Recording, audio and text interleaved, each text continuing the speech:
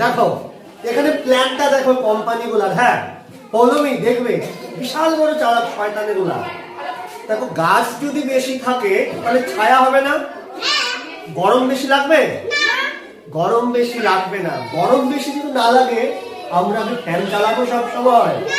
চালাবো না। আমরা কি ঘরের মধ্যে এসি লাগাবো? লাগাবো না। আমরা কি দোকান থেকে কোল্ড ড্রিঙ্কস কিনে খাবো? খাবো না। তাহলে দেখো গাছ কারা কাটে? কোম্পানিগুলো। লাভ কার হয়? কোম্পানি। গাছ কেটে গরম বাড়ছে, এই গরম বাড়লে আমরা ফ্যান কিনি না?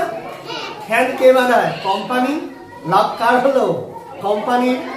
ফ্যান চালালে লাইনের বিল ওঠে, এই লাইনটাও কে দিচ্ছে? কোম্পানিগুলো। লাভটা কার হলো? কোম্পানির।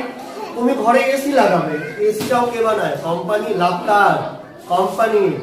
তুমি যে কোল্ড ড্রিঙ্কস খাবে, তুমি যে কোকা কোলা খাবে, পেপসি খাবে, মিরিন্ডা খাবে, ম্যাঙ্গো খাবে, এগুলো কে বানায়? কোম্পানি। লাভটা কার? কোম্পানির লাভ।